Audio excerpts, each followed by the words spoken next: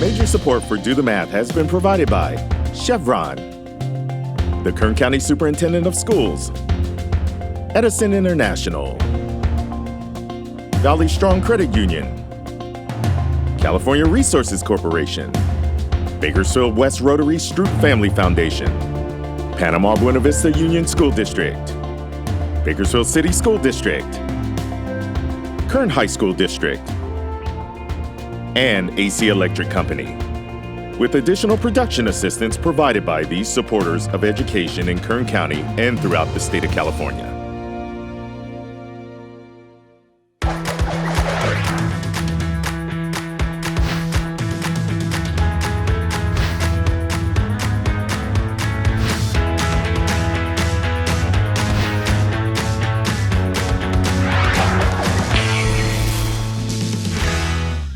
Hey, a little math in the real world again. We are happy to be out here in the nice sunshine and really interested in the things that go on around us here in Kern County. Some of which, of course, is in the oil fields, but most of which we see up and down the roads in the form of agriculture. We know that agriculture is a big industry here in Kern County, and we want to know a little bit more about that. We've had a chance to visit with people who pack grapes. We've had a chance to visit with people who take care of the plants, and now we want to come back to join Jeff Rasmussen and my friend Art Macias. Art, thanks for being here today. Thank you. Appreciate pleasure. that. Jeff's got us some snacks, which is always wonderful to see. Art, tell us a little bit real quick about what you do and what your role is in the vineyards as we look around and see all these amazing grapes that we're all just salivating over.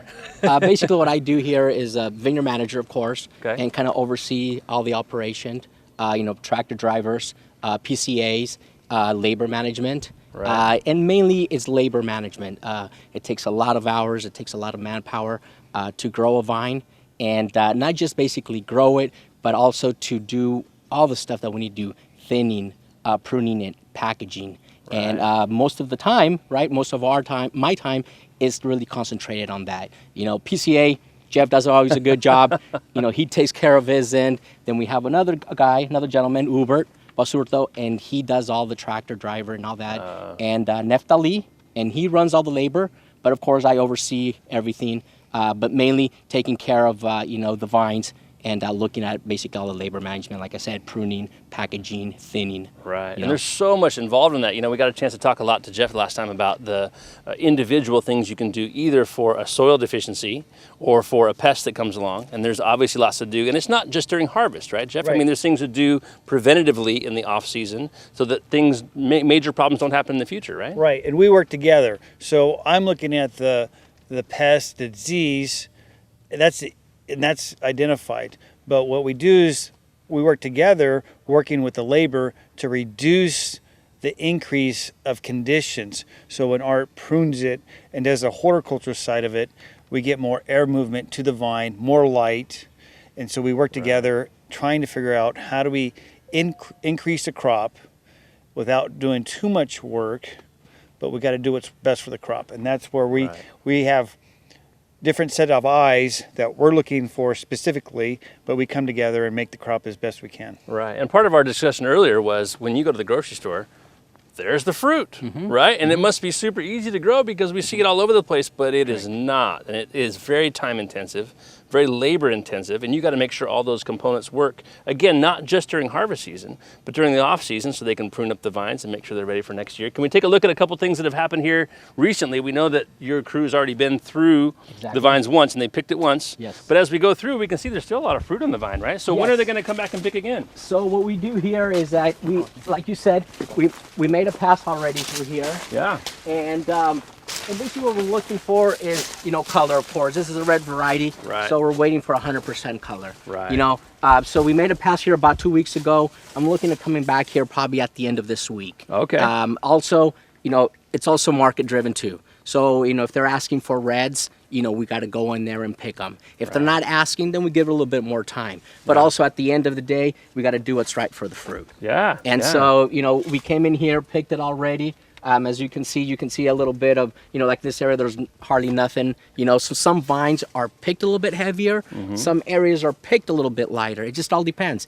Jeff can explain it a little bit more, but we all have different kind of soils in different areas. Right. So, and even the quality of it, and also the size. And if you look at it here, there's some little bit of different size here. It Right. varies from side to side, right, Jeff? Yes, and that's the beauty of it is, the toughest job I have right now is eating this stuff. I have to eat it. Sweet. Is it ready yet? An Again. expert taste tester. You know exactly what's wrong with the fruit. Just, there's no better way than to just figure out what does it taste like. Yeah. So you got to make sure. Hey, all right, let's go. Let's pick it. It's tasting good right now. Yeah. That's kind of a neat deal. Now we notice that all these plants as well are trimmed up off the ground. That's got to be part of the maintenance of what's going on here. But you got to be able to get some people in and out of here as well, right? Yes. And so not only in the off season do you have to trim, but you have to trim during the season as well, so that Correct. you get some sunlight on the fruit, but not Correct. too much. Boy, what a balance! Yeah, and that is very important too. And I know that's where Jeff and I will work together. And air movement, getting air circulation through here, Yeah. because in the middle of the summer, the humidity, hot summers here, it's very important to get air circulation through here, because we don't want to have any issues. But like you said, another thing is that we come in here and we cut canes. Usually we do it about maybe around June, Jeff. We'll come in here and do a little bit of hedging, really light. Yeah. Enough to get our tractors going through here and making Right. sure that we're not pulling anything. But right before harvest, we'll come in here and we'll also cut canes, as you can see a little bit here, a little bit higher. Easier to look at the fruit, easier for the people to work underneath here, but also to get some amount of ambient light in here and get some air movement, of course. But also the light helps the color Right. of the berry. Right. Like as we're talking about, this is a perfect example right here, is when we developed the crop, we put this cordon right here, when we laid it down. And you can see this died. And so Art in the wintertime sees this and he'll lay down a new arm and hopefully replace this arm. And then Art and the crews that are trained, and our field workers, people don't understand, they're highly trained professionals that prune this. They're not just field workers. This is an art that you come in and see there's no fruit here, and we're trying to replace this arm right here to get more production. And so Art will come in. What happens is this canopy gets dense, and you can see these leaves are senescing in here. It's different from nutrient. This is just no chlorophyll. So what happens is these buds get no sunlight, and then therefore we have to open up and remove leaves. We'll pull leaves off to get more light in here. And that's what Art and I balance that discussion. Exactly, and just to touch a little bit on that, what Jeff is saying is that, yeah, if you see these leaves are senescing, these leaves are not doing us any good. They're gone, they're done. So this is very important that we come in here at the right time and leaf it. Why? Because it's very important. Another again, going back to air circulation, getting the best quality of the fruit, open it up, but also to get some more ambient light in these spur positions, because like Jeff touched a little bit, getting sunlight in these buds is very important. Right. If we, and I've done a little bit of research actually years ago, and I used to work at the research for Kearney. UC Davis. I used to work with a professor there. Okay. And actually, I helped one of master students do an experiment, Jeff, on where we would come in here and cover these buds with a black cloth. Right. And then we would come in the afternoon and take ambient light readings. And then we would see, measurement. And then in the off season, what they would do is that they would cut the cane, take it back to the lab, and then do a bud dissect. Right. So where we can see the bud fruitfulness for the following year. Right. Does it have an effect on that? Yes, it does. Oh, yeah. Hey, we're back here, a little math in the real world, because we want to know exactly what goes on in the vineyards that surround us here in Kern County. We want to know a little bit more about the details of it, and so my friends Jeff and Art are here today to tell us a little bit more about kind of what really happens in the fields to get those amazing pieces of fruit to the grocery store. Jeff has a little bit of some sizing instruments here that we talked about a little bit earlier. And, Jeff, at my farm, boy, my grapes are so small. They're just tiny little peas. They taste really good, but they're really small. So there's some specific things we want to do here, right, guys, to make sure that the grapes not only look this amazing and taste this amazing, but grow to this size. So can you talk a little bit about how we size things and make grapes bigger? Yeah, I'll touch a little bit about it. First of all, it comes down to, and Jeff can explain that a little bit, in a couple of seconds, but, jib, Right. size sprays, right, Jeff? Yeah. Sure. And but not just only size sprays, but also girdling, and I'll explain that a little bit right now, and also thinning. Okay. You don't want, and also the crop load. So you have a lot of factors that have an effect on the size of the berry, the size of the bunch. Right. So and you everything thin the comes vines, together. but yes. then you thin the bunches. Talk about that Exactly. real quick. So what we do is that, and Jeff will touch a little bit on that, Jeff, on thinning the bunches. So there's a natural hormone called gibberellic acid. Okay. And so what we do at bloom time, we knock these flowers off. So imagine these are all flowers. Okay. And so maybe there's 300, I haven't done the counts, but for example, there may be 300 flowers on here. And we put the gibberellic acid on, and that takes off the flowers, it removes them. Okay. Your bunches are all tight because all the berries stuck. Right. Okay. Right, yeah, I threw 300 berries now on what one bunch. happens, common sense is if you remove berries, what happens to the berries? They get bigger. And so we have to create a space in here. Okay. So we do it naturally, enhancing it. Okay. Then that same gibberellic acid, you ready? It makes them bigger.